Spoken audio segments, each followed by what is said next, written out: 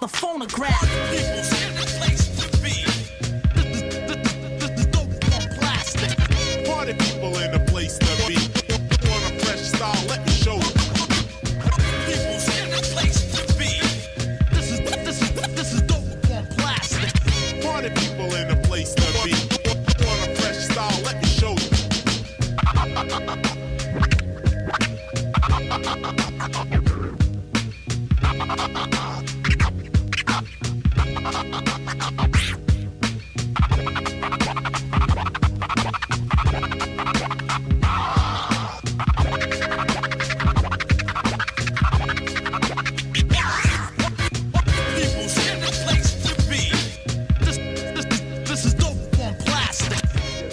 What I do is use the turntable as a musical instrument. Now, as far as turntablism goes, this man is it right here. His name is Rob Swift. All production and the scratch. That's it up, y'all. Rob Swift. What you wanna do?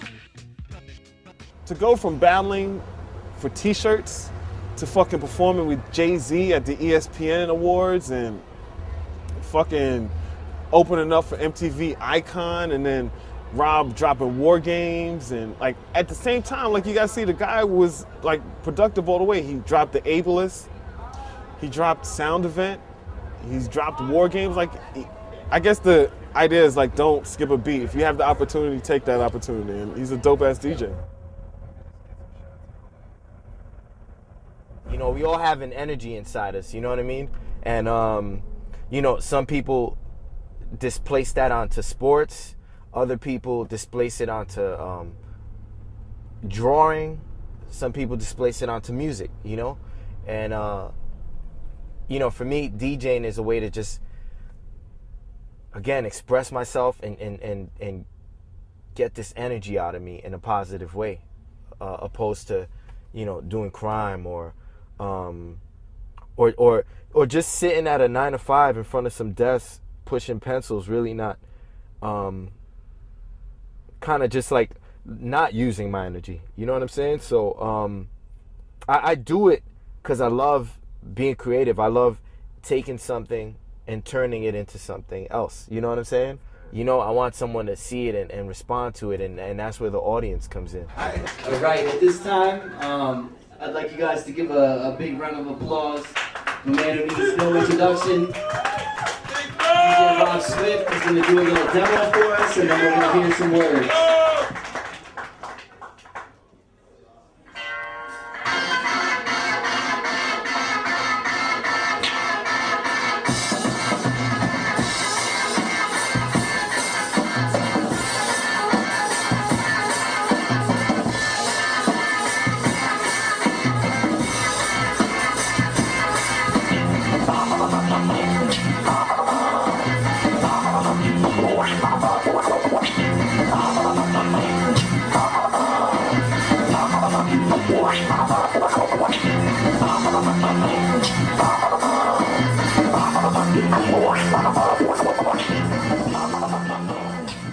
I started cutting when I was 12 years old. I come from a family of DJs. My father, he was a DJ, and my brother was a DJ as well. So I guess it was just kind of in my blood. I was fortunate enough to go with my dad and help him carry stuff and watch him spin and make people dance and stuff. The cool thing was my brother was into hip hop though. So he had friends whose parents had records. So being that my dad had the best equipment, you know, yeah, like back then he had Techniques, turntables, you know, sick mixers, all kind of speakers, microphones and stuff.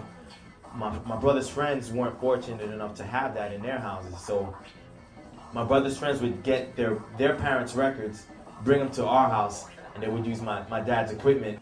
So after a couple of years of sitting in the living room watching them, I wanted to take part. So I asked my brother to teach me, and he did.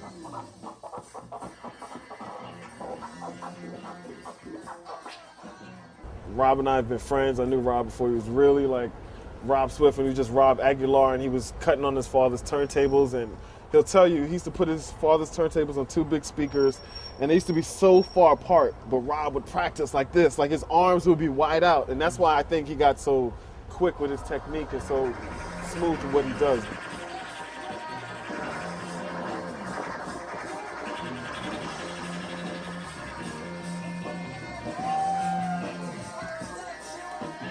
I think the first record, if I recall, that I used was a record by Bob James called "Take Me to Mardi Gras." And for those that don't know, that record has been sampled by like Run DMC, Peter Piper. It's a real popular jazz record, but in the world of hip hop, it's even more popular probably. My brother had that record at home, so that was the first record that he taught me on. You know, I remember scratching out it and stuff like that, and learning was pretty easy because I seen it for years before that, so it was kind of like I knew what to do. It was kind of like a innate thing that was already in me, like how to scratch and how to be on rhythm and in sync with the beat. It all kind of came natural, I guess, because I was around it so much. Wow, how did the name Rob Swift come about? It was a friend of my older brother's named Jay Vaughn, and Jay Vaughn would come over the house, and you know, we'd use my dad's equipment, and you know, I'd be on the turntables cutting up beats, and my brother and Jay would be rhyming and stuff like that. And at such a young age, to be as good as I was, it was pretty rare, you know? And to understand all the aspects of DJing that I did. So he was like, yo, man, I think you should call yourself DJ Swift. So I used DJ Swift for a while, but then I felt like I wanted people to know me on a personal level as well. Like, I just didn't want to be Swift. So I threw my first name in front of Swift. Just made it Rob Swift. I just felt like it kind of brought my whole persona more like down to earth. Growing up, I used to listen to a lot of the Red Alert, 98.7 Kiss, Chuck Chill Out, and then there were on WBLS down a couple of stations, you had Mr. Magic and Marley Marl. So every Friday and Saturday, I would, from 9 to 12, I'd sit there and listen to Marley Marl, and then go to Red Alert on Fridays, and then Saturdays I listen to Marley Marl, and then go to Chuck Chill Out, and just go back and forth and listen to what records they were playing, and how they were playing the records, and how they were scratching and stuff like that. And it was a thing where I would just sit there and listen on the weekends to what they were doing, and then Sunday, I'd go buy the records that they played and play them the same way they did, make my own tapes, and kind of like teach myself. I didn't hear you. This is the first record I ever bought. How much is it? $10. How much did you buy? I was trying to pay like maybe like $3.99 for it.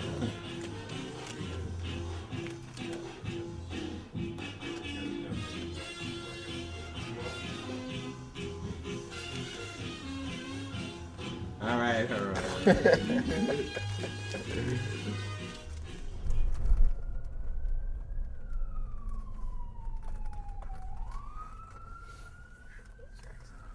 Jackson Heights, Queens. This is the old stomping grounds. Still a stomping Yeah, ground. Old, where, right? Present. You ever gonna move? Yeah, I mean, I think I'm gonna stay in Queens though, to be honest with you. What's this about Queens? I don't know, man. I'm just a Queens, cat. Something about the diversity here. I've been to all the other boroughs. I've traveled all over the world, and there's just a feeling that I get from being here in Queens that just cannot be replicated. I lived in Brooklyn for a little while, for like a year, and yeah, man, I just love it out here. Like the food and the people, the vibe is cool. All right, so where are we going? All right, right now we're gonna go to the old block, old neighborhood, 89th Street. This is where basically I grew up, right here on this block, playing football on the street, right here on this wall. Over here we used to play handball, right here. We used to play football right here on this block.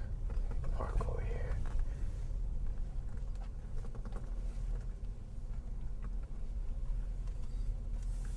All right, so where are we going?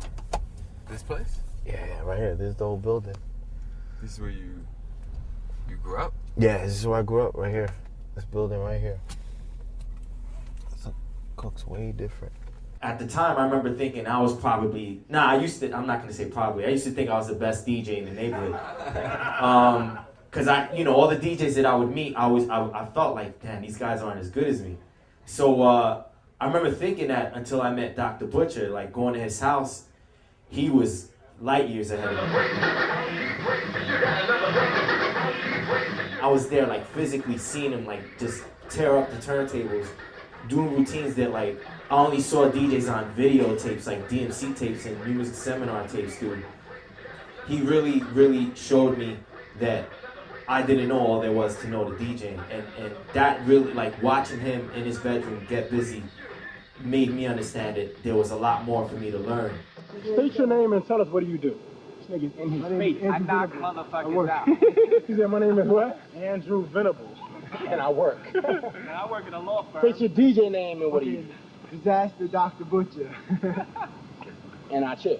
Hey, yo, Drew, your other job, White Castle's called. They said they're going to be needing you. Is it The Butcher or Dr. Butcher? Doctor. Okay. Doctor, like... So you spell it D-O-C or D-R? D-R? D-R. Like, what's up, Doc? That fucking Dominican Republic. I told him I wanted to compete in the 1991 DMC competition. He was like, all right, we're going to get you ready for it. And for a whole year, we practiced,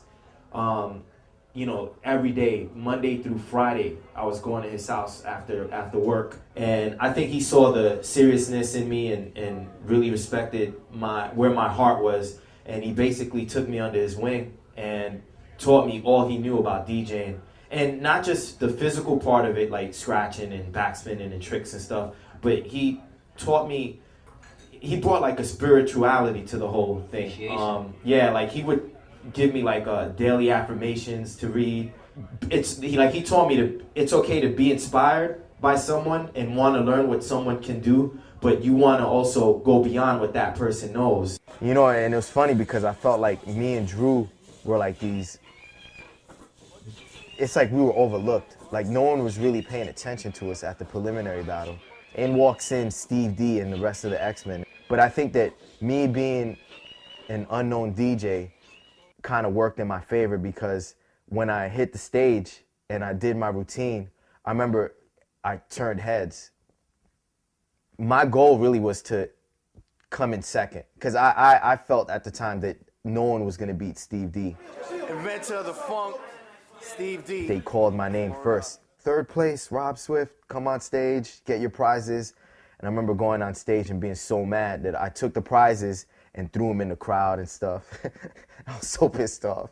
The passion that I showed, I think really made an impression on Steve. And as a way to console me, he gave me his phone number. Was like, look, man, call me anytime you want. We could talk. Could talk DJing, and don't worry about this, man. This is just your first battle. Dr. Butcher had already known Steve. I was like, yo, man, I want you to take me to Steve's, man. So Drew, Dr. Butcher took me to Steve's house. We practiced with him one day. And a couple of days after that, this was like in the span of like a week and a half or so, Steve D asked me and Dr. Butcher to get down with the crew. So that's how I got down with the X-Men.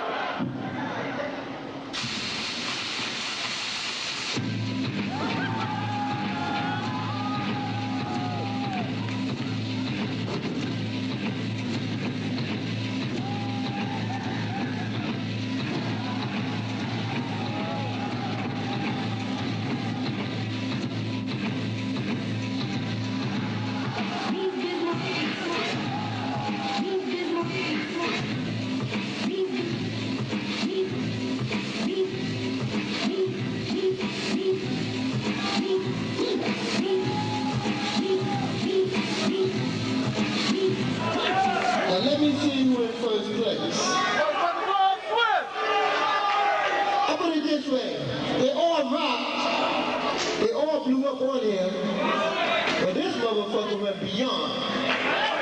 Like I was saying before, all y'all making records, no reason to be sampling records. Y'all gotta sample DJs, because this motherfucker no joke.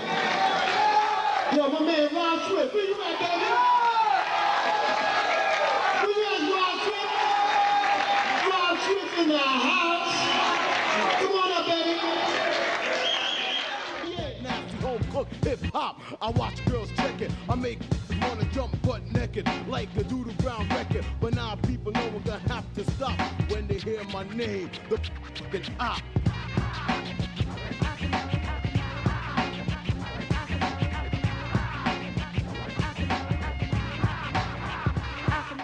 '94, '95, he's DJing for Akinelli. What up, Ak? And you know, when you DJ for somebody, and any DJ that will be able to tell you that if the rap artist gets the pussy, you know, might get more money, you know what I'm saying? And you're kind of like you're useful for that moment. And then afterwards you get just treated like a DJ. And I think Rob got tired of being treated like just a DJ when he could be the same focal point as any MC that you have. And I think that kind of, like he wants the attention of an MC, but he's the DJ. Myself, Rock Raider, Mr. Sinister, and Total Eclipse became the face of the X-Men. The four of us basically carried on the torch and carried on the legacy of what Steve D and Sean C and Diamond J started in the late 80s. And around the same time, there was a revolution, a renaissance taking place within the DJ culture.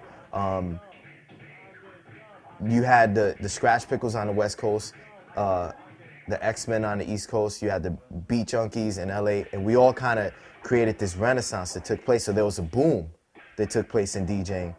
So now we weren't just in our rooms practicing to get better.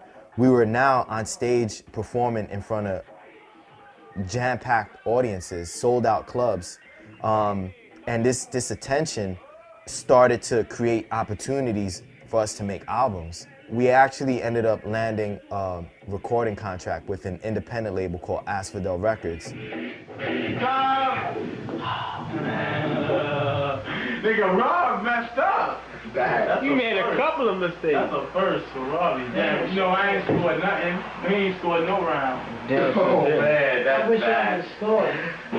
Great. Nah, you winning, man. That's it.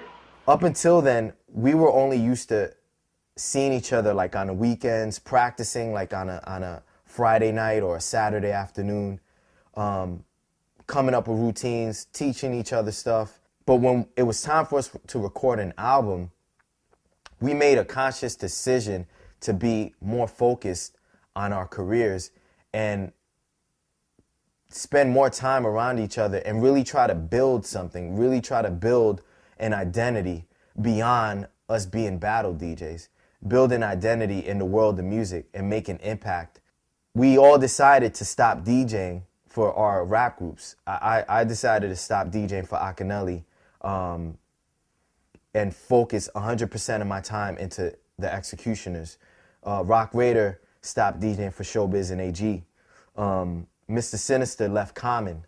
All of us made these, you know, huge decisions, and we became a lot more centered around our own careers. I was in college, graduated college with my degree in psych, thinking I was gonna go on and get my master's.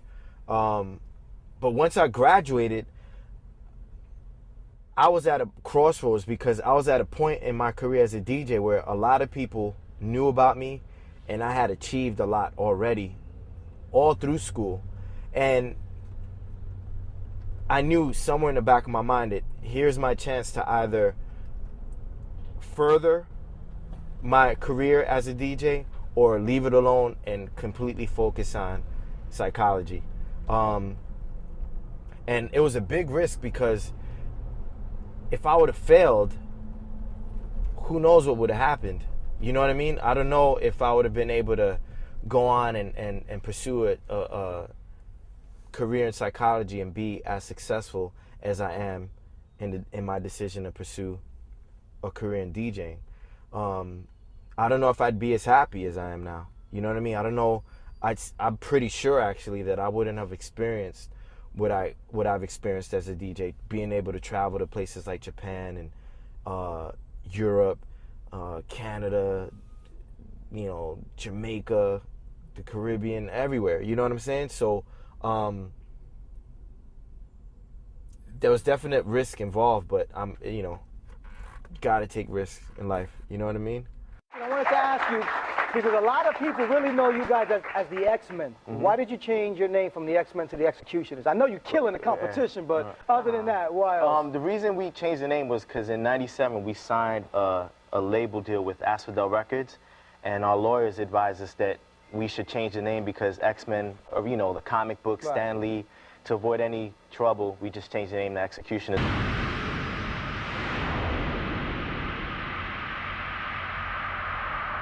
So here we are now, Executioners. We went from battle DJs to signing a recording contract and getting, you know, a check. And our first check was for $20,000. That was our first signing check. And to us, that was like we were millionaires. You know what I'm saying? Because we clock G's, you know what I'm saying? Yeah, just clock G's like that. Word up. Good job. How much you need, man? Yeah, word up. I need like a G, man. That's for word. Oh, word. Just take the whole, they got American money, man. They got American, man. They don't got the German marks. I got marks, kid. Sure. No, we do, you know what I'm saying? Look, showing up in the fat ride, you know what I'm saying? Man, to see me off a G like that. Shit, word up, man. I'm saying, that's just how we rolling, man. Like I said. Matter of fact, I'm gonna get that back. How much you need, man? How much you need, man? Word up. Yeah, you like two. You like two? All right, I'm double that up. Yeah, all right. Word. Matter of fact, come back that 1,000. You gonna get it. Word up. Yo, let's get yo, how many rides? Yo. Let's go. I mean, yo, man. Hell, yo, the show is sold out, man. When we get there, man. Yo, I forgot. Damn. So you gonna call me tomorrow to pick up that Ferrari? Yeah, no doubt. So you got it, right? You know what I'm saying? Yeah, no doubt. I'm driving you in the plus BM. You know what I'm saying? You come get that too. You got that other BM, that white BMW, right? Yeah. Nah, I stole that shit. Oh, well, that's some Right, that's, you know what I'm saying? That shit is crazy bone compared to my finances. You know what I'm saying? I'm about to go get this Moet Cristal, you know what I'm saying? Go pick my puff and locks, smaller. You know what I'm saying? We about to travel, because this is how we roll, you know what I'm saying? Ain't plus it ain't us, you know what I mean? Yo, let's be our mate. Be our word up. They word up. Holding that check in our hands, we had no idea what we were in for, what that symbolized. All the issues and all the problems that we were going to face from then on, we weren't aware of. We were used to doing shows for like a couple of $100, and we'd split, you know, $200 4 ways. You know, each of us would take home $50, and we'd be happy. We'd have money for like the week, and we'd be happy. So we really weren't prepared for all the things that come with that kind of stardom, that kind of exposure. Hi, boys and girls. Welcome to ITS. Coming soon, the night of the turntablist.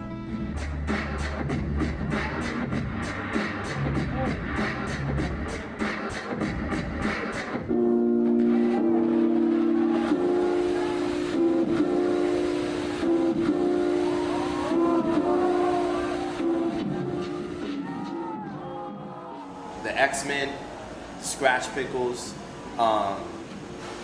Crazy Legs from the Rocksteady crew, you know, a legendary b-boy and hip-hop pioneer, found ourselves at this restaurant. So we're all eating, and Crazy Legs goes, yo, man, wouldn't it be cool to have the X-Men battle the Scratch Pickles? And inside, I'm like, yo, I'm not trying to battle Hubert and Mixmaster Mike and Shortcut.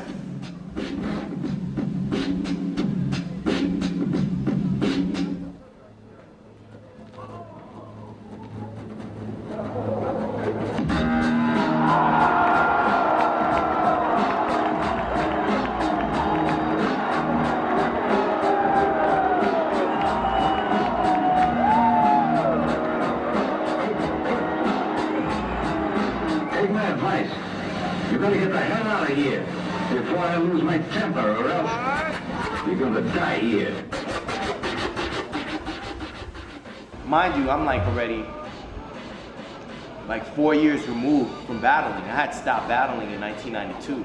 It's 1996. By now I'm showcasing. We're about to start working on an album. So I'm not thinking about competing. But the weird thing about that was that when Legs said that, I think our egos didn't allow us to say, no, we don't want to do that. No one wanted to come off as scared.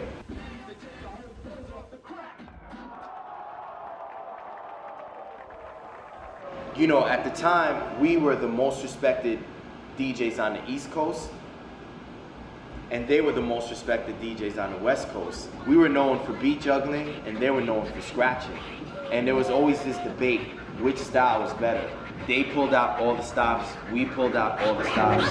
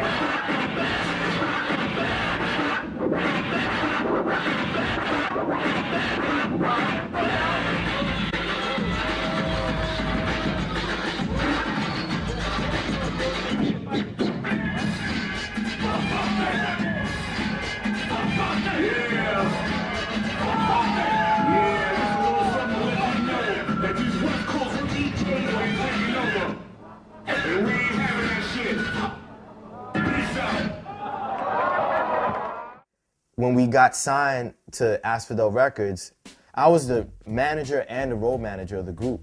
It was nothing for me to step into that role. It doesn't work when you have somebody in the group that wants to step up and be like, hey, like, I got this, you know? Like, unless everybody in the group, I'm not saying that nobody in the group trusts Rob or didn't think he was able to handle himself. I mean, of course, I know Rob can handle himself, but at the same time, that always causes friction amongst friends when you have best friends and one is the owner or the leader. Like, there's always, even if somebody doesn't say it, there's always somebody that's gonna feel a way. I think they just wanted to focus on being creative, being DJs. But now we're not just dealing with, you know, $1,000 or $500. We're dealing with, you know, thousands and thousands and thousands of dollars. And I think as a result, it just became more of an issue.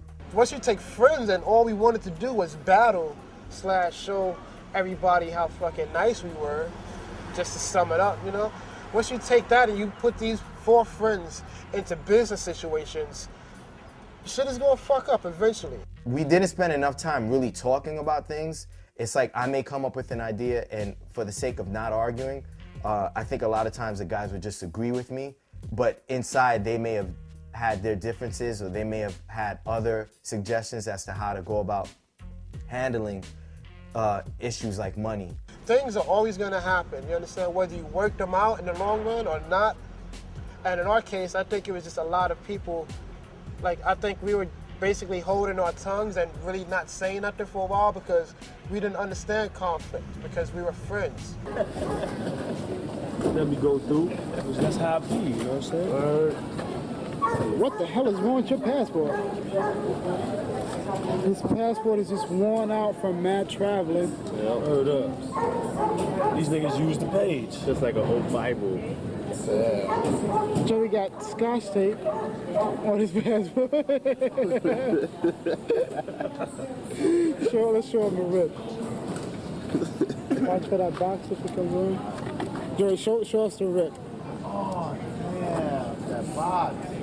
Yeah, that's what I'm saying.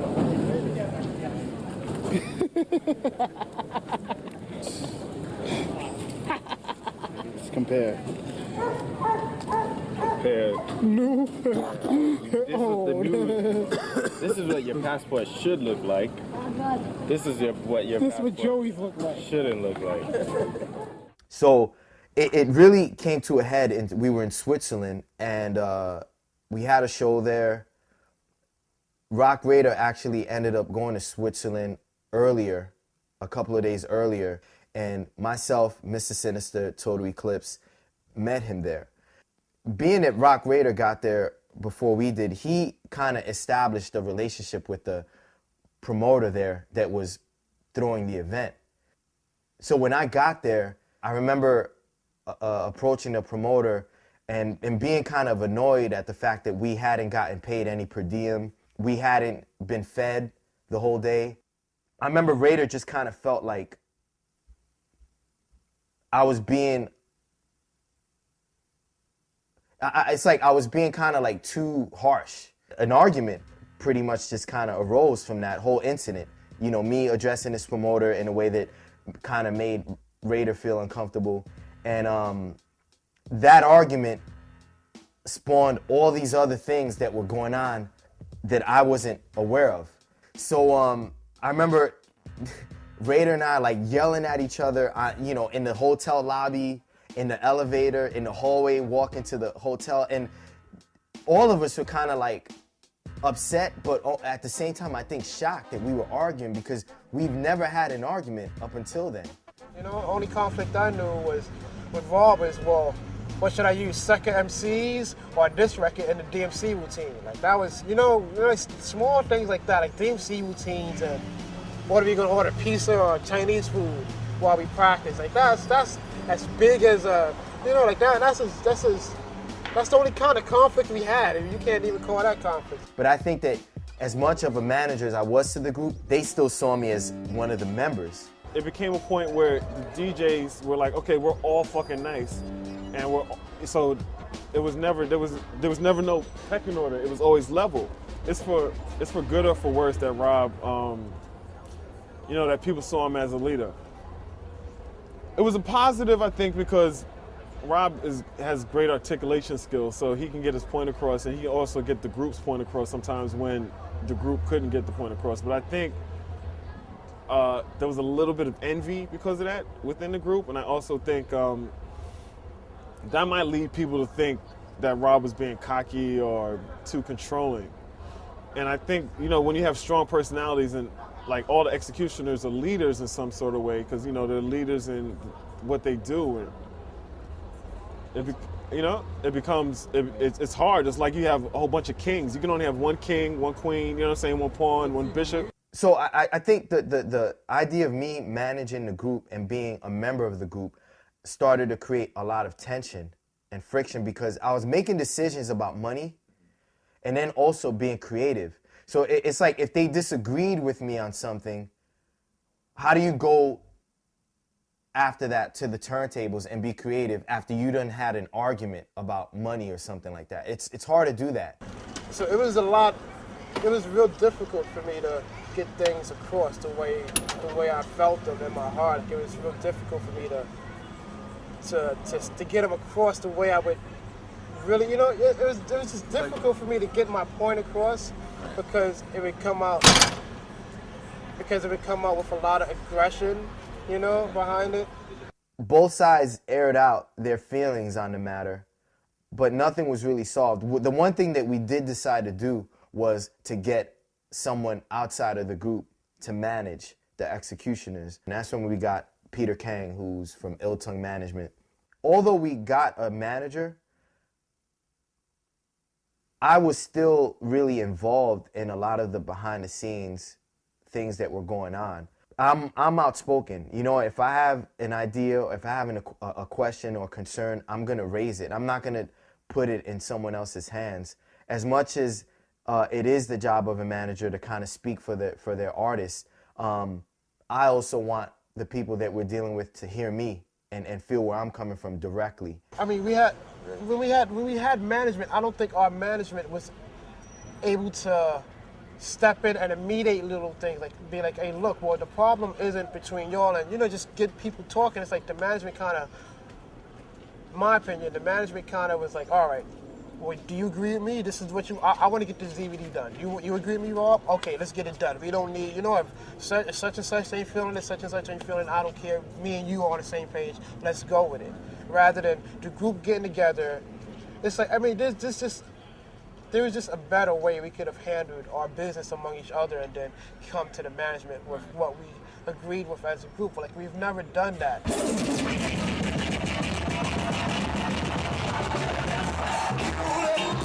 Get up, get on up, get on up, get on up, get on up, get up, get on up, get up, get on up, get on up, wait a minute. Fuck it up.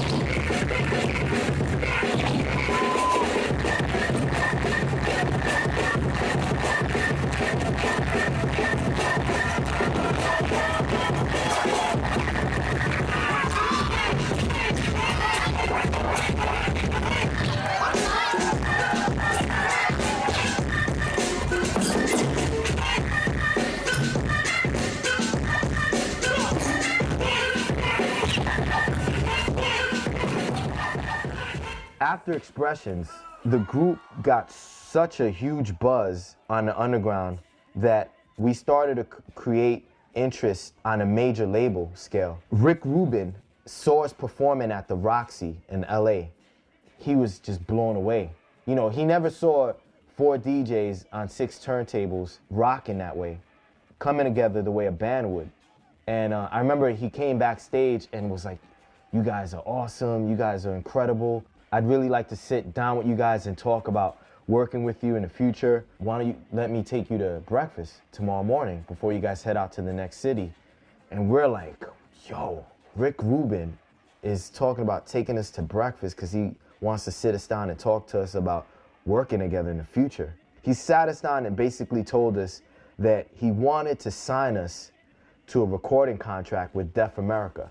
And we were just like, hell yeah, we'll definitely do this. Now, at the time, we were still signed to Asphodel Records, and we were contracted to, we were contracted to do 1 album, but in good faith, we told them that we would record a 2nd album with them once they got us the paperwork, but they never did. As much as I felt it was wrong for us to leave that way, I understood why the group wanted to go with Rick Rubin. So I was like, all right, let's do this. So we gave Rick Rubin our word, basically, and said we would sign with you guys. Just so happens that now the buzz really started to catch on amongst all these other record labels, and Loud Records started to get interest in signing the group. And the interesting thing about Loud was that Sean C., one of the original members of the group. Here we go. I'd like to say one thing. Jack, stop that for 1 second so I can make my speech. Was working as an A&R at Loud. Now the group had a dilemma. We told Rick Rubin that we wanted to sign with him, but our friend, one of the founding members of the X-Men, is saying that Loud's interested in signing us. From a creative standpoint, I felt that Rick Rubin would really help the group discover its potential and really help the group understand how to apply the turntable in a recording studio. In my opinion, I think that they saw Loud as a means of getting to the next level, which was producing, and DJing was gonna be kind of like a path to that end goal.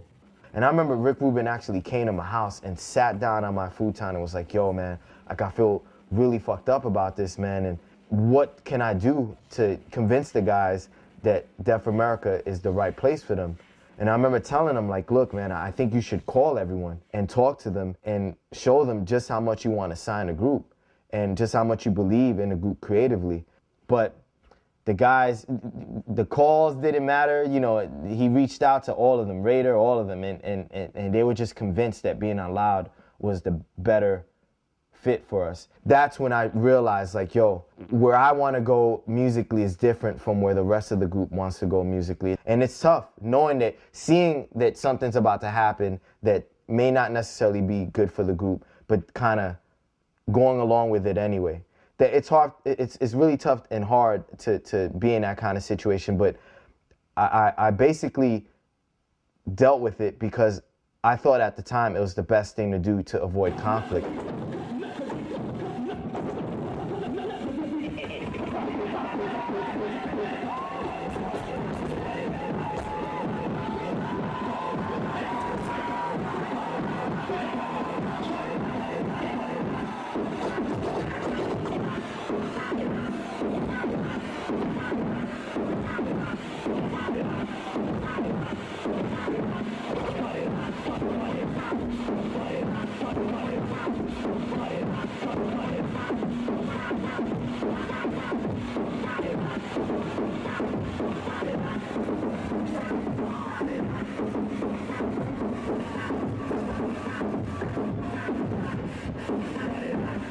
97, we're on the Elements of Hip Hop tour, and we're in Vancouver. It's like the 20th day in the tour, and you know, Joey, he's a little, you know, absent-minded. So after the party, we have a good time at the party. Joey's like, oh, I got this girl, you know, I'm gonna hang out with this girl. Joey disappears with this girl, so we're like, we have to leave at 4 o'clock in the morning. You know, we gotta catch our flight. Joey calls us at 3:30. Yo, I left my records in the girl's cab and I gotta go find it. And then he gets in the cab and he doesn't have any money. Then he gets into a fight with the cab driver, and then he misses his flight to Phoenix, and I had to wait at the airport like an extra 2 hours until Joey just showed up. It wasn't like, so anyway, that's just like the short version of a Joey. He has disappearing acts. He does his own thing. I like to go out and do my thing. You understand? Joey, let the record go. I'm a type of dude that I like to go into the town, experience the atmosphere I'm around. The other guys a little bit laid back. You know, Rob's a little bit laid back. So is Raider, so is Eclipse. They a little bit laid back. He was living a lifestyle that we felt was detrimental to the group. I'm the type of dude that would go out with a chick at the end of the show, and I wouldn't come back till maybe like 6 in the morning. And they'd be like, damn, Joe, we got a show coming up, yo. And I'd be like, all right, I got you. I will always do the show. Don't get me wrong, I always do it. But I understood that my co-partners, they know that I'm a little wild. I'm on the wild side. So I can understand at certain levels why they would look at me and they would be like, oh, damn, Joey, goddamn, man. The group just didn't agree with a lot of things that Sinister was doing, and that was creating tension that was just unbearable. Understanding that when you come to practice late, that means something. You're taking time from our practice, time that we take out from a week and block out to make ourselves better. Like, if you show up an hour late, we could be an hour better. If everybody just wasn't on the same page, in my opinion. And by then, all of us had invested so much of ourselves into DJing and becoming a success that we felt like we couldn't allow Sin's lifestyle to be the downfall. Got Rob Swift. That big bub. Flash behind the camera. You got Conrad doing his natural thing. Got GM Rock Raider. You know, he counseled Joey, he tried to help Joey a lot of times, but what can you do? You know, you try to help somebody, but then when that person turns on you and they're kind of like, yo, why'd you, you know, why are you saying this to me? Who the fuck do you think you are? And shit like that. It's just, then you get to like, all right, cool, fuck you then. It was just decided that for the sake of the longevity of the group and for the sake of everyone's peace of mind that we just part ways. They just wanted the best for the group. They wanted the best for everything. And I understood that. Sometimes I would go on my little wild tangents. And they knew that. They understood that. You know what I mean? They were just trying to make the best thing for everybody. And that's what I understood. So that was really tough because that was a sign for us that things changed. We never ever envisioned having to make a decision like that, like whether or not a member was going to be a part of the Executioners or not anymore, you know? Were you ever mad at Rob? I was never mad. No, hell no, nah. What about? At first I was. Okay. At first I was. I ain't gonna front. At first I was mad at him. Later on down the line, when I spoke to my man, the man was like, yo. He was like, yo, you know what, man? Rob is your friend. He's the type of dude that just wants the best for everybody. And if somebody comes, he's just gonna try to make the best situation because he's concerned about his career. And I was like, you know what, man? You're right. Sin played a huge role in me being able to win the 1992 East Coast DMC in that, you know, he would come over my house and time me, watch me practice my routines and give me feedback on stuff. And, you know, he would come, you know, rain, sleet, snow. It didn't matter what day, what time of day, you know, what the weather was outside. He'd always come in and time me. So I miss that, you know, I miss having that kind of bond with someone. And, you know, I'll never forget his role in helping me just to support, just that alone, you know, the fact that he supported me so much. So when Sin left, for me, it was almost like a wake-up call that we weren't as close as it seemed anymore. And it seemed like the success that was coming our way, while it was exciting, there was a price we were paying for it at the same time. You know what I mean? It was like a thing where the more successful we became, the more issues started to arise. And I think that Sinister leaving was like the first real sign that the group wasn't going to last forever in the same capacity, you know, with the same members. You know, that there was going to come a point where, you know, the face of the group might change. We're in motherfucking Cali. Today's the video. Executioners. Niggas don't even know. Well, it's a groundbreaking day here. We got every DJ who's anybody in the house tonight. We got the Visionaries. We got the Beat Junkies. We got some famous people here. Exhibit was just here. I seen X-Men like maybe 6 years ago in a little club up in Seattle, just doing an intimate evening, you know, and then for them to fuse this whole rock and, dude, it's unbelievable, man, you know? It's cool, man. Yo, Raider Hendrix, rip that shit up, kid.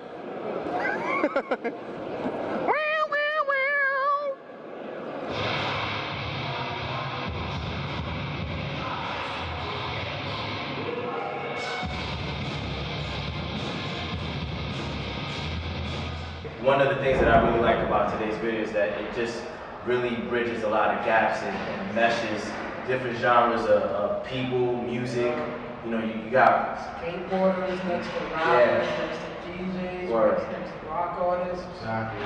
So it's like everything, multi-faceted. We want our audience to be larger than just other DJs or other hip hop fans. You know, we want people that are into rock, all kinds of music to like and appreciate what we do. One thing I want to say about Linkin Park too is that they're real supporters of the whole DJ movement and hip hop in general. You know what I'm saying? And I was speaking to him earlier today, and with Mike, and Mike actually informed me that on this next tour that they're going on in February, they're gonna have DJ competitions each night, and that's, you know, at a rock show, that's not something you see, a DJ competition, you know what I'm saying? And I think it just goes to show that they really respect the art form, and that our bond with them is more than just like a political thing. You know, it's a musical thing, and it was just all creativeness and like fun. Hopefully this will help us branch out and reach a lot of people that don't have access to like the DJ battles that people know us from. And, you know, we're like, now this whole video thing today with Linkin Park puts us on a whole new visual level, a level that we, you know, is new to us. My whole goal was just to be a DJ that people recognize, and people will see me and go, he's ill, I see him. And I'm like, we're fucking here, we did an album for Loud, we did a video with Linkin Park, so there's no telling where they're gonna take this, there's no telling where Turntablism is gonna go. Yeah. Y'all know the name. Up from the hip-hop underground comes the Executioners, four turntablists from New York who have achieved icon status to a small but devout group of scratch fans worldwide. Among them, fortunately for the X-Men, Linkin Park. As you can tell, it takes years and years to perfect what they do. Oh, they are unbelievable. They're awesome. And after years and years, the Executioners have scored a top 20 album, a first for turntablism. They're legends and pioneers in their own right, and anyone who's up on beat juggling and scratching vinyl should definitely know the Executioners. Now, the Turntablists, that's right, just dropped their second album titled Built from Scratch and are making huge inroads into Middle America, thanks in part to their successful collaboration with the boys of Linkin Park. Now, Executioners performed with the band at last year's VMAs and opened for them on tour. Now, the DJs have exploded onto the scene with their own single and video for It's Going Down, I love that song, featuring Linkin Park as well as Wayne Static of Static X. We like this.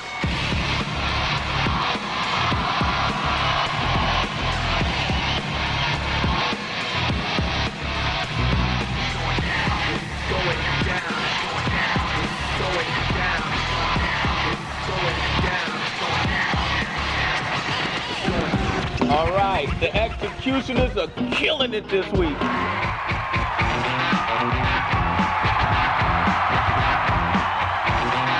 Give it up for the Executioners. Please welcome the Executioners. Give it up for the Executioners!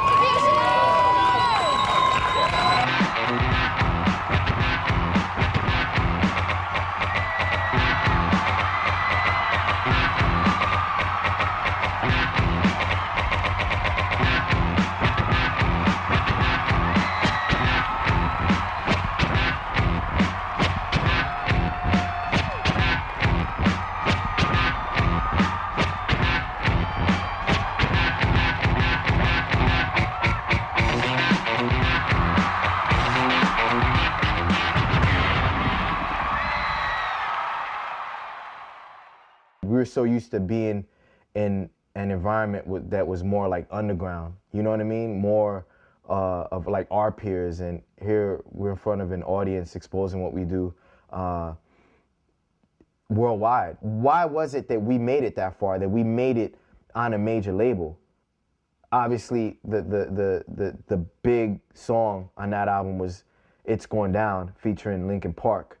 We owe a lot to them, because they really helped propel the Executioners to an audience that didn't know the group existed or didn't know the culture of turntablism existed. And we were getting heavy play on MTV. And my role on that song was more of a, you know, supporting role. I just scratched on it, and that was more of a thing that Sean C. and Rock Raider came together with Mike and kind of helped bring out. You know, with the exception of maybe 3 or 4 songs, I really didn't play much of a role. I'm gonna be candid with you. The thing that bothered me about our second album, Built From Scratch, was that the album revolved more around who we collaborated with, and it didn't really shine a light on us artistically. What was so special about the Executioners? Was it that we made good music with other bands, or was it that we were these DJs using the turntable as musical instruments? You know, what was our niche? When you look at the album and look at the credits, almost every other song is featuring like a rapper. But then there were other songs on there that we did that I felt easily could have been songs with just the four of us scratching it up, doing some creative shit on the turntables. It was a thing where I felt like, man, you know, we're setting ourselves up for failure in a way, because people are gonna think that the Executioners, you know, travel with all these people when we go to do these shows, and that was not the case. We were gonna be on stage, just the four of us, and the fans were gonna be like, well, where's Linkin Park? And, you know, where's Everlast? You know what I mean? Where's Bismarck?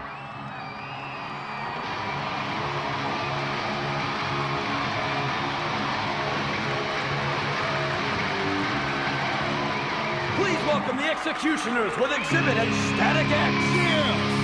Come on, y'all. Welcome to the future. Static X. Executioners. X to the Z. Come on. Put your hands up.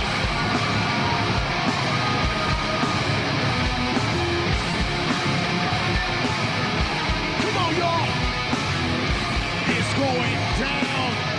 It's going down. It's going down. Come on. Yo. You do it like this.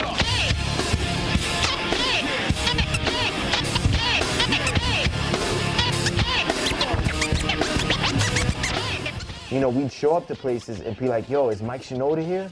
You know, are you gonna perform It's Going Down?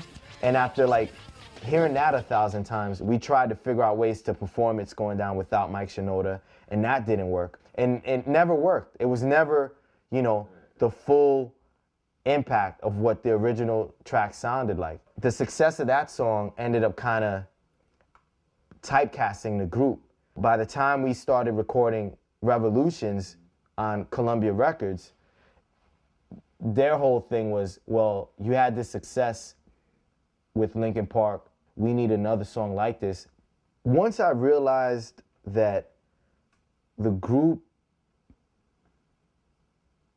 was on a different page and that I wanted to do different things creatively, that I wanted to experiment in ways that they just didn't feel comfortable on, I really dived into my own solo career a lot more. I'd go do Executioner stuff and I'd feel unhappy because I felt like we were doing stuff that we had already established, that we had already done. I felt like we weren't really growing as DJs. It's like I needed an outlet for the things that I couldn't do with the Executioners. Today, we're gonna hit you with some new shit. This shit is called turntablism. Like for the past 10 years or so, I've been trying to prove that the turntable is a musical instrument. You know what I'm saying?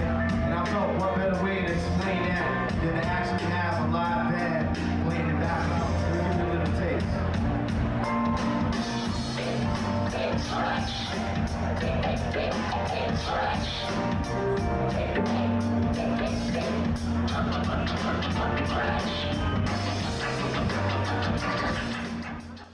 I felt so bad about what we did in regards to leaving.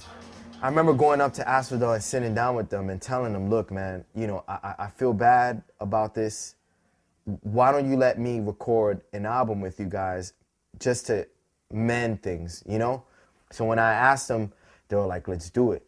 And that album became The Ableist, which was my first solo album. It was an opportunity for me to start to learn more about myself as an artist and experiment more and try things that I felt uncomfortable doing with the Executioners. Is there somebody, you know, your dream collaboration? Who would that be for both of you? Dream collaboration. Well, I've worked with some really, you know, amazing people. I've worked with Herbie Hancock, Bob James, a well-known jazz artist. It was just dope meeting him, man, because again, you know, I have his albums and I grew up listening to him, like 10, 11 years old. My brother used to play a lot of Bob James records back in the days, and Bob is like someone that has influenced everyone in hip-hop, basically. You know, he's been sampled so much, and he's just like helped hip-hop come as far as it's did, you know? If it wasn't for like jazz artists like that and Herbie Hancock and all that, like a lot of us producers and DJs probably wouldn't be spinning a certain kind of records that we do or producing the way we do. So to meet him like, you know, 18 years later or whatever, is like a blessing. Hey Rob, have you heard this? No, I haven't. You gotta check this out, man. I'm out the bar for you. I want you to check it out. Yeah, I'm out the bar for you, man. I had some guy on right into my website. He was really mad. He says, I bought this record. I want my money back. He said, I can't believe this is not Bob James. Really? Yeah. Oh yeah. It's drastically different. Yeah, I gotta hear that. I definitely gotta hear that. The thing about it is he's real down to earth and he's a regular person, you know? He's real cool and he likes like what I'm doing as a DJ, like scratching and the whole turntable movement. So, you know, it's all music. Basically, you approach the turntable when you're playing with Bob James the way you would a guitar or a bass. It would be real cool if you could play this tune on the piano.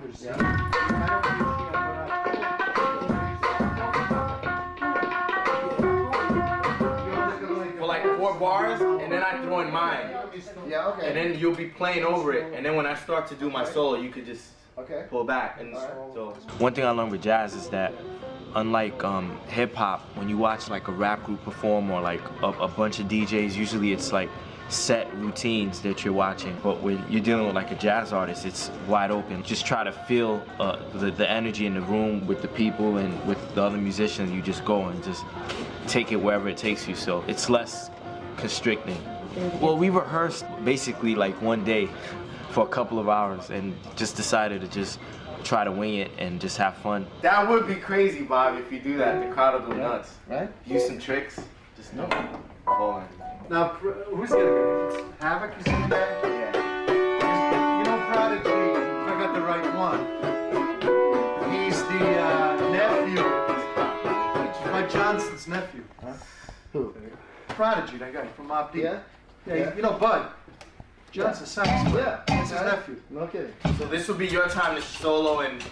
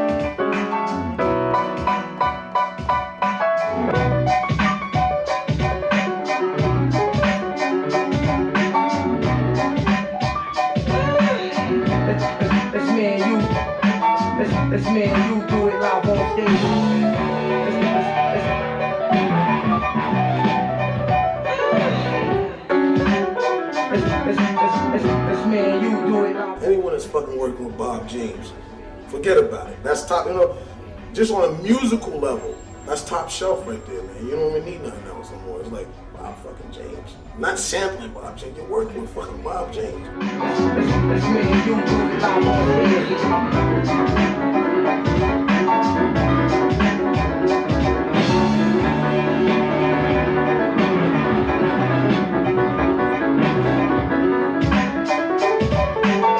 How would you describe the energy? Fun. That's the first thing that comes to mind. Is just the energy when you get to jam with someone like Bob James and like people that you respect, like the Fifth Platoon. It's just fun, you know. You're being creative, and I mean, I'm pretty sure I'm gonna go home thinking of different ideas to do now.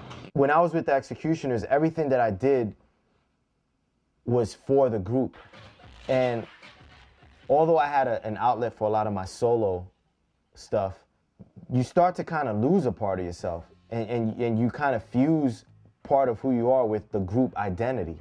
You see yourself doing things that you wouldn't normally do if you were on your own, but you're doing it for the sake of the group, for the betterment of the group, because it's what the group wants to do. I wasn't really looking forward to practicing as much as I used to look forward to it. I wasn't really looking forward to traveling and touring as much because I wasn't getting out of it what I used to, but I was getting out of the music for my solo career that I needed.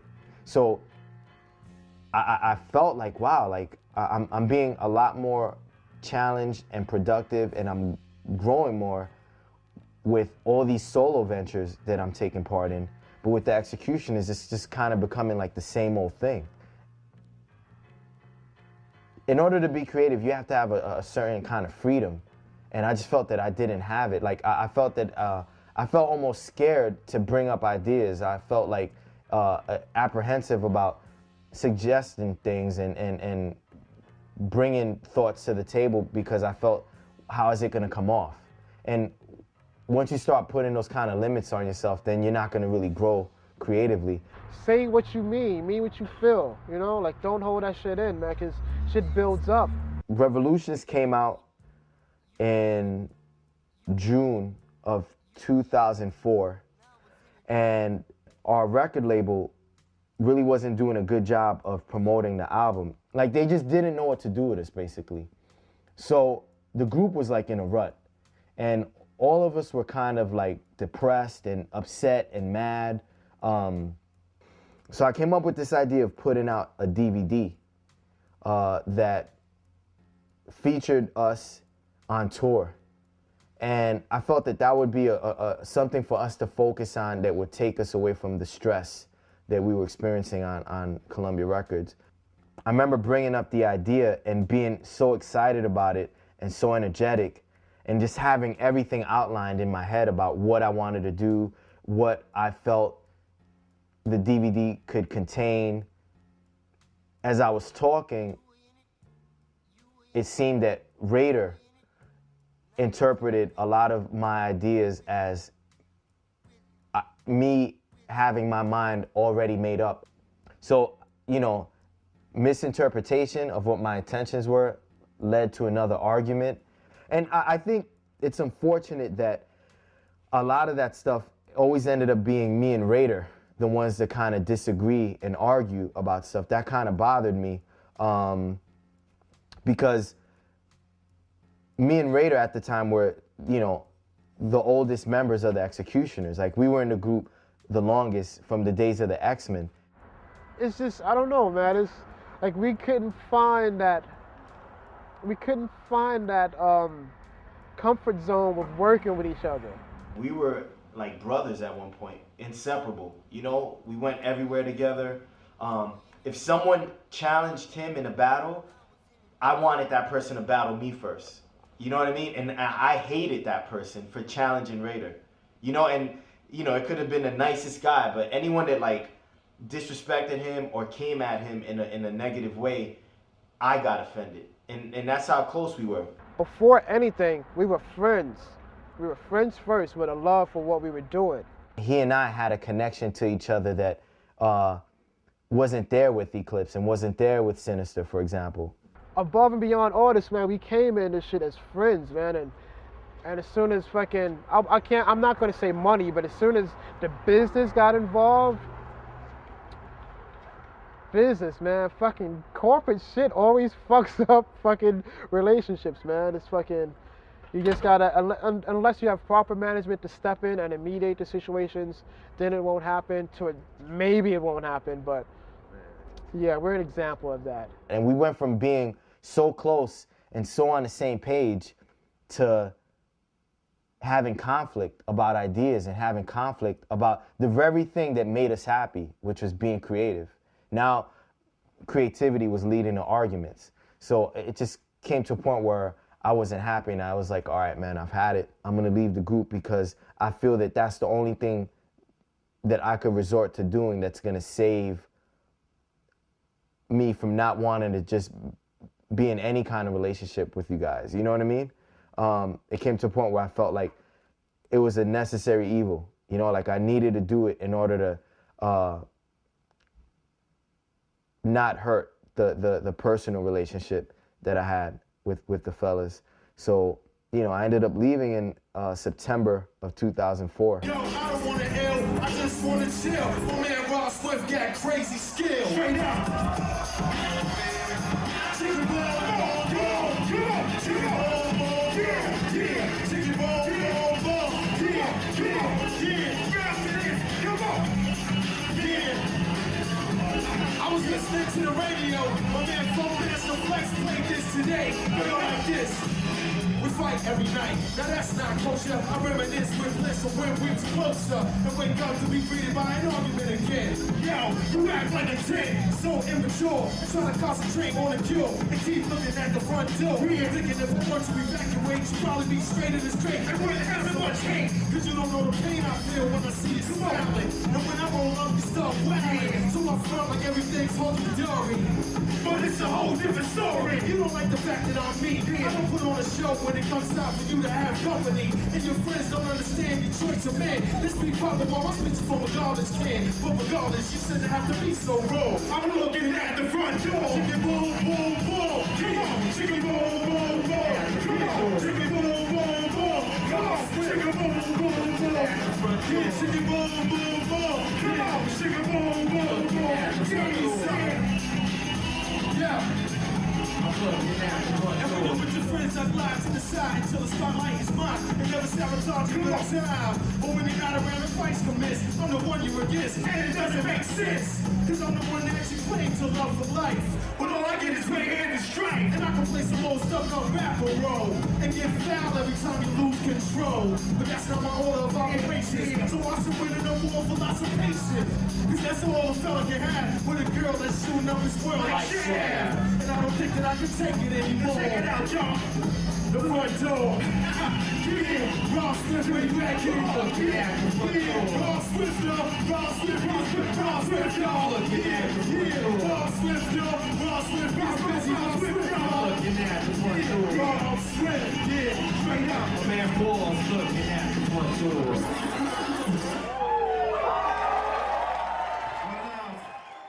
There was a point where DJing was kind of like on the lowest of the totem pole. You know, you would think of DJing as like, oh man, you do that, you must not really be making much money. It's like you were either a rapper, a producer, or DJ. You know, and out of the three, DJing kind of came last. It was something that was looked at and almost frowned upon by a lot of people, and now it's the thing to be, you know? So I credit, you know, what we did, you know, in the early 90s for how successful it is now, definitely. I think in the back of our minds, like, we thought it was possible, but at the same time, I don't think we were really prepared for just how much of an influence the world of DJing was going to be on music. I think that they probably see me as stubborn, as a person that once he makes up his mind, there's no changing it. Rob's a good guy, but Rob also is set in his ways, and he's also stubborn. Maybe at times I was stubborn, and maybe at times there was no changing my mind when I made it up. There were times where I didn't trust that an idea of his was going to work. I think we all were guilty of that in some way, on some level. You know, honestly, I don't think we ever gave it. I don't think we ever gave it a fair chance as far as sitting down and saying, okay, let's do a beat together. We don't have to hold hands, and you know, and like we don't. It's like I don't think we ever gave it a fair chance. I don't think we ever. We went upstate one time when we was working on our album to Bearsville for like a week, and even that was kind of like, all right, this is Raiders beat. Let's work on this. So it was never like, okay, we all sat down and came from something. And started a song from nothing. Maybe that's why it was good for me to leave the group even, because it was a chance for me to maybe come to terms with a lot of that on my own. At the same time, I always say everything happens for a reason. I think Rob needed to kind of leave the group to get his shit off, honestly, you know? I like the fact that I could go about things at my own pace.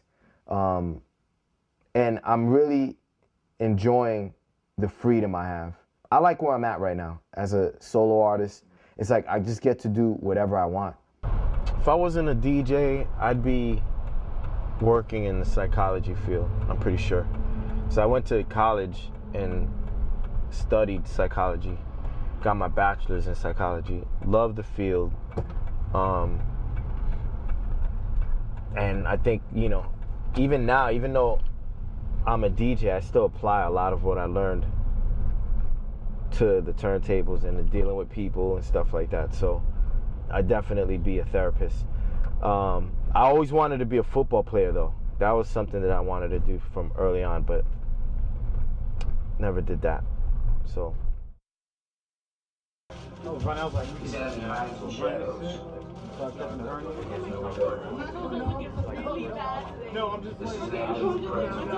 War games is my take on what's going on right now in the world, politically, socially. Dudes rather talk about their fancy cars and women and stuff like that. Those terrorist acts really impacted me to the point to where I felt I needed to speak on what's going on, because I felt that there weren't enough artists out there speaking on it. Right. Well, why not me? Right. So through the use of the turntable, I took a lot of the sound bites that I was watching on news channels and burned stuff to CD and just created songs around them. Nice, so that's how you delivered it. There's two things you could do whenever adversity hits you. You could sit there and take it, or, you know, like you said, you could get up and do something about it. This is an experience, I feel. This album is more than just like a guy showing off how dope he is on the turntables. This is me trying to say something and trying to walk in the footsteps of like Public Enemy and KRS-One, but as a DJ. I think that all the years that I spent in the studio with Executioners, growing as a solo artist, working with people like Akinelli and Bob James and all these different artists, prepared me to create an album like War Games. A lot of people, I think, are definitely taken back by the content and how I put together all that news content from the eyes of a DJ. Like, I think people are like surprised even. Like, I don't think they really expect to hear what they hear on the album. And to be a friend of mine, you know, put it pretty simple. He was like, yo, it's like a straight up documentary that you did, you know? Like you took all these real events and composed this like movie sonically, you know what I'm saying? And yeah, I think people are definitely impressed by that. So makes me feel good, man. You're working on an album and you wonder whether or not people are gonna like your stuff, you know, and it finally comes out, and then, you know, the response to it is what you hoped. It's definitely a good feeling. Now I'm just spreading my wings, man. Experimenting, doing shit, having fun, which is what this shit's supposed to be, man. Fun, experimenting. Not dudes holding each other back and having attitudes and shit like that, you know? You seem much more, yeah, man. I don't know, I don't want to say happy, but... In everything, man. I'm much more everything, yo, for real, man. Right now, with the Executioners, Rock Raider, Eclipse, everything's cool.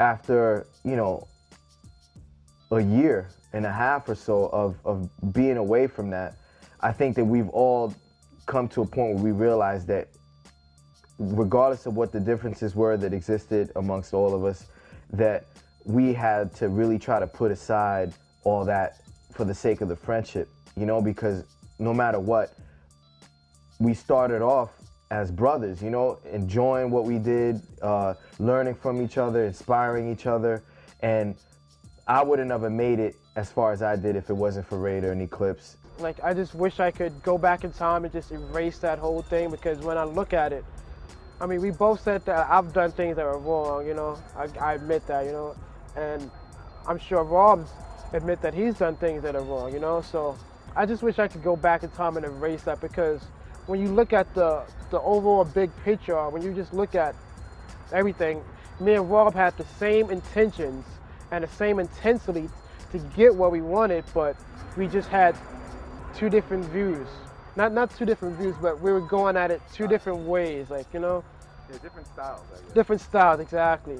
We're not arguing anymore. We're not having differences. It's like we're friends again. We could focus on that.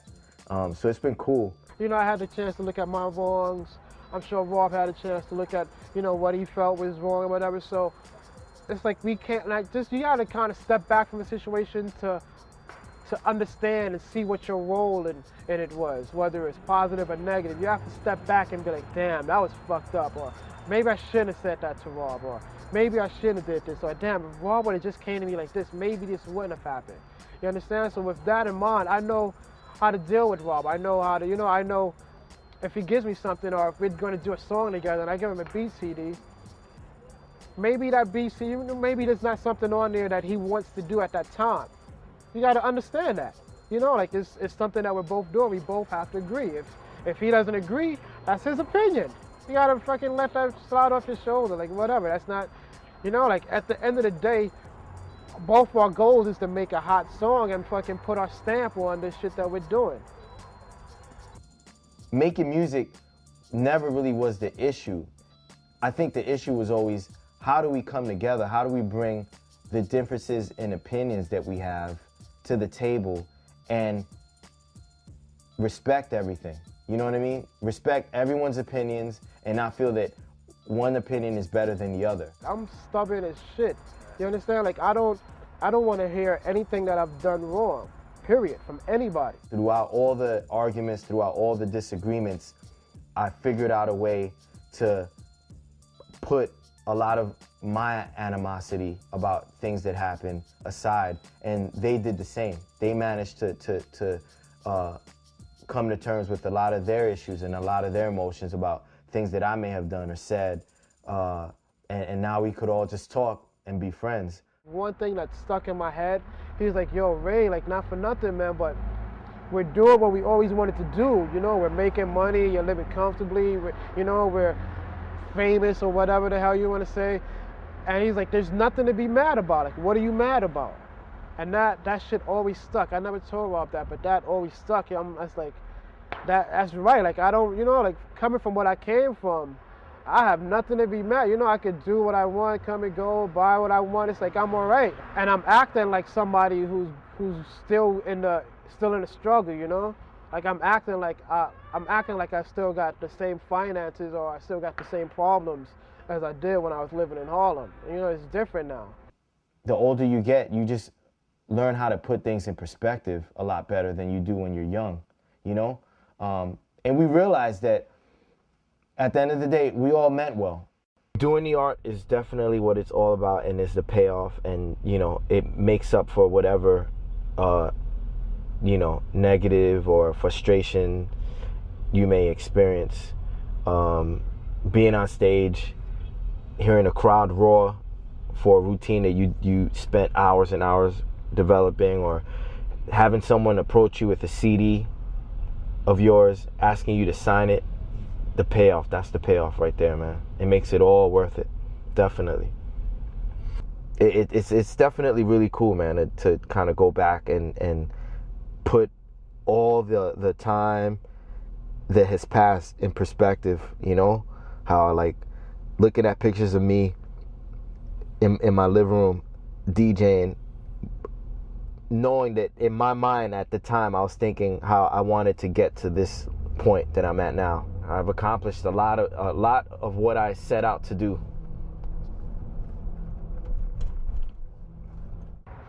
We put our stamp on this shit, whether it ends today, whether we come back, or regardless what happened, Executioners / X-Men had a major part to do with this shit we call turntablism. No one can take that away from us. No one can take away what Mr. Sinister's done, what I've done, what Rob has done, what Tony Clip has done. Period. Oh yeah. Check this one out. Break it down, Rob.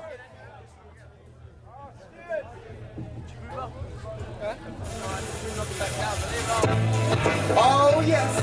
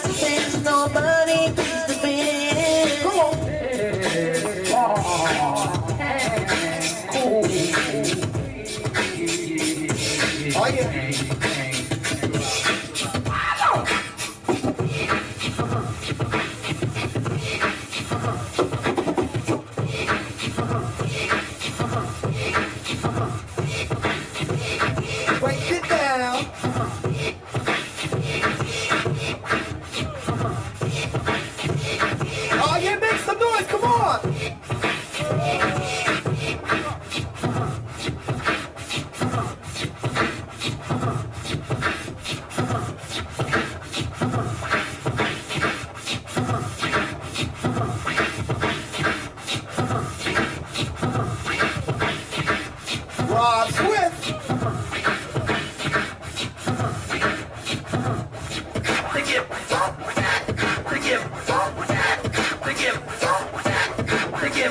Oh yeah.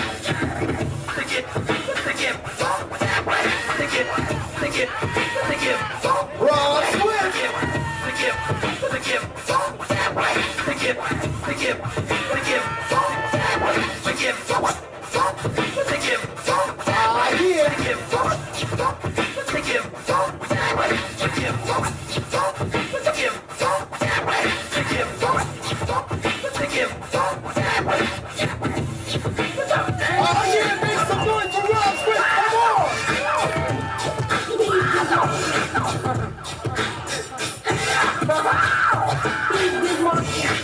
I got so much trouble on my mind, refuse to lose. Here's your ticket. Here, drummer, get wicked. I got so much trouble on my mind, refuse to live. I got so much trouble on my mind, refuse to live. I got so much trouble on this. I got so much trouble. Break it down, Bob. I got so much. I got so much. I got so much. I got. I got. I got. I got. I got. I got. I got. I got. I got. I got. I got. I got. I got. Rob Swift. I got. I got. I got. I got. I got. Oh yeah. I got. I got. I got. I got. I got. I got so much trouble. Oh yeah, make some noise for Rob Swift. What's up? Here's your ticket. Here's your ticket. Here's your ticket. Here's your. Here's your. Here's your. Here's your. Here's your. Here's your. Here's your. Here's your. Here's your. Here's your. Here's your. Here's your. Here's your. Here's your. Oh yeah. Hear the drummer get wicked. Break it down, Rob.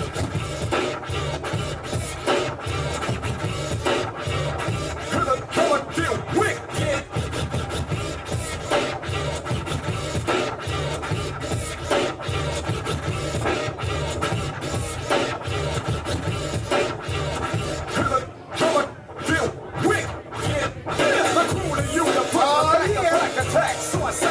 It's like a Mac. Now I'm ready to mic it. Put my hand on my dick and pull the trigger. Come on, jam. Oh yeah.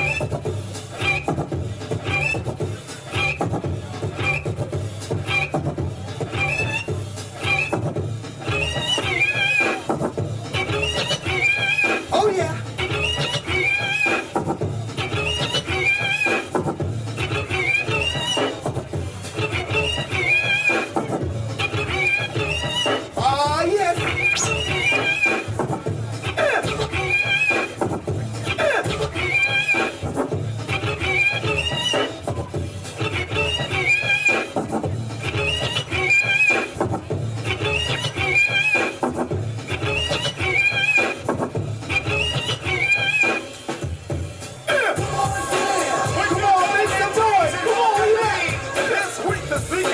Somebody else, will you destroy yourself? I got so much trouble on my mind, refuse to lose. Here's your ticket. Hear the drummer get wicked. Oh yeah. Rob Swift.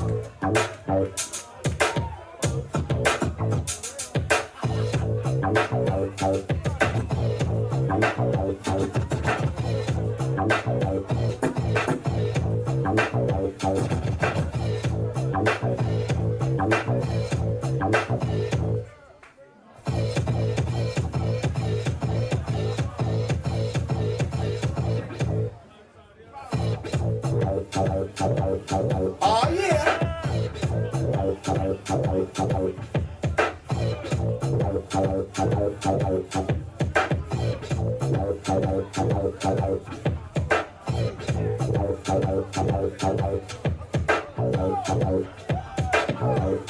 Break it down, Rob.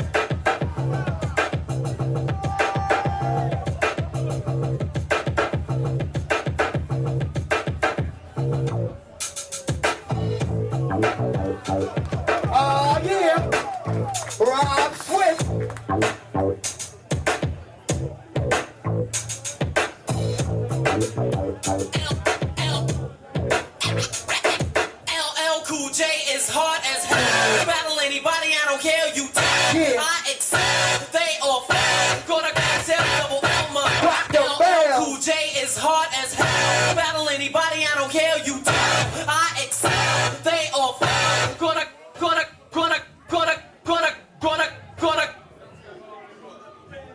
Oh, yeah.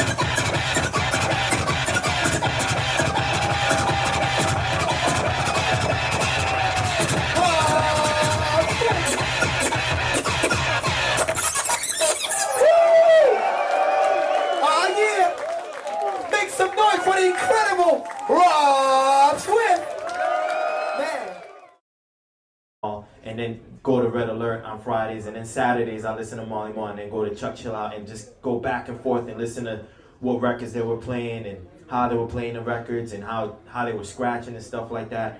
And it was a thing where I would just sit there and listen on the weekends to what they were doing, and then Sunday I'd go buy the records that they played and play them the same way they did, make my own tapes, and kind of like teach myself. I didn't hear you. This is the first record I ever bought. How much is it? $10. How much did you buy? I was trying to paid like maybe like $3.99 for it.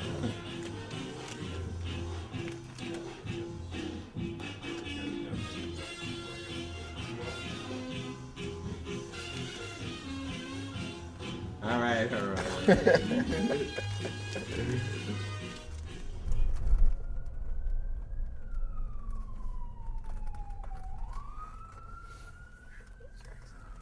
Jackson Heights, Queens. This is the old stomping grounds. Still a stomping ground. Yeah, Old where, right? Present. You ever gonna move? Yeah, I mean, I think I'm gonna stay in Queens though, to be honest with you. What's this about Queens? I don't know, man. I'm just a Queens, cat. Something about the diversity here. I've been to all the other boroughs. I've traveled all over the world, and there's just a feeling that I get from being here in Queens that just cannot be replicated. I lived in Brooklyn for a little while, for like a year, and yeah, man, I just love it out here. Like the food and the people. I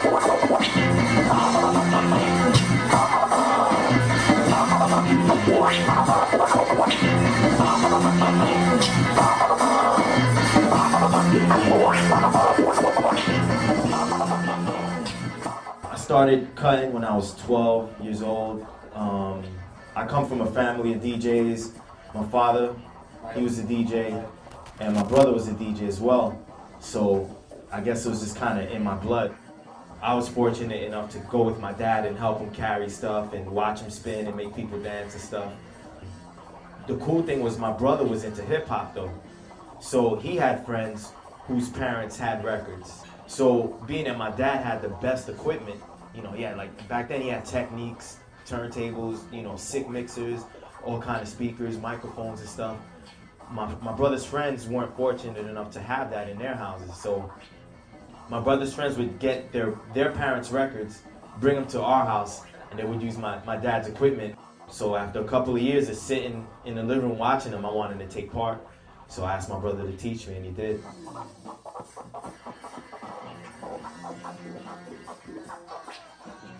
Rob and I have been friends. I knew Rob before he was really like Rob Swift, and he was just Rob Aguilar, and he was cutting on his father's turntables. And he'll tell you he used to put his father's turntables on 2 big speakers, and they used to be so far apart, but Rob would practice like this, like his arms would be wide out, and that's why I think he got so quick with his technique and so smooth in what he does.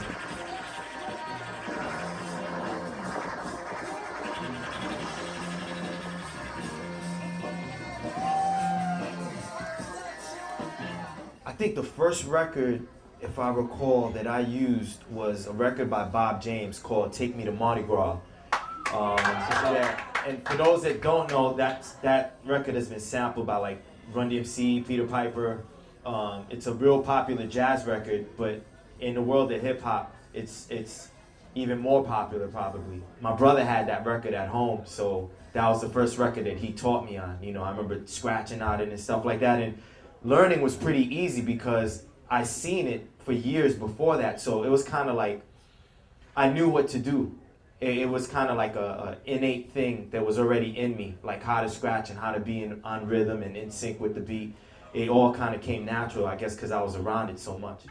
Wow, how did the name Rob Swift come about? It was a friend of my older brother's named Jay Vaughn, and Jay Vaughn would come over the house, and you know, we'd use my dad's equipment, and you know, I'd be on the turntables cutting up beats, and my brother and Jay would be rhyming and stuff like that. And at such a young age, to be as good as I was, it was pretty rare, you know?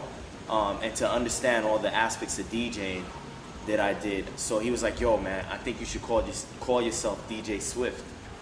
So I used DJ Swift for a while, but then I felt like I wanted people to know me on a personal level as well. Like, I just didn't want to be Swift. So I threw my first name in front of Swift. Just made it Rob Swift. I just felt like it kind of brought my whole persona more like down to earth. Growing up, I used to listen to a lot of the Red Alert, 98.7 Kiss, Chuck Chill Out, and then there were on WBLS down a couple of stations, you had Mr. Magic and Marley Marl. So every Friday and Saturday, I would, from 9 to 12, I'd sit there and listen to Marley Marl.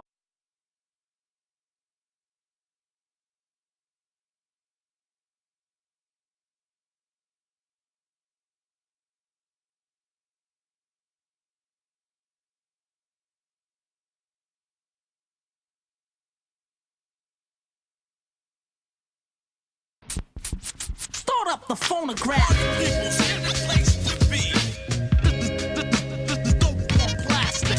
Party people in the place to be.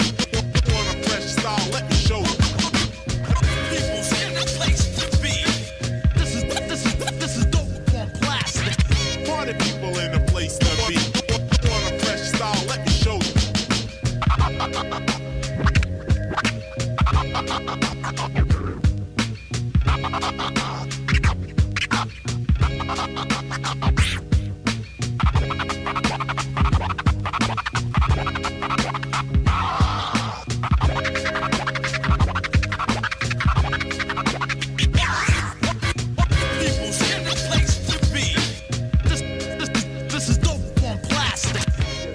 What I do is use the turntable as a musical instrument. Now, as far as turntablism goes, this man is it right here. His name is Rob Swift. All production and the scratch. That's it up, y'all. Rob Swift. What you wanna do? To go from battling for t-shirts to fucking performing with Jay-Z at the ESPN Awards and fucking opening up for MTV Icon and then Rob dropping war games, and like at the same time, like you guys see, the guy was like productive all the way. He dropped the Ableist, he dropped Sound Event, he's dropped war games. Like, I guess the idea is like, don't skip a beat. If you have the opportunity, take that opportunity. And he's a dope ass DJ. You know, we all have an energy inside us. You know what I mean? And you know, some people displace that onto sports. Other people displace it onto drawing. Some people displace it onto music, you know?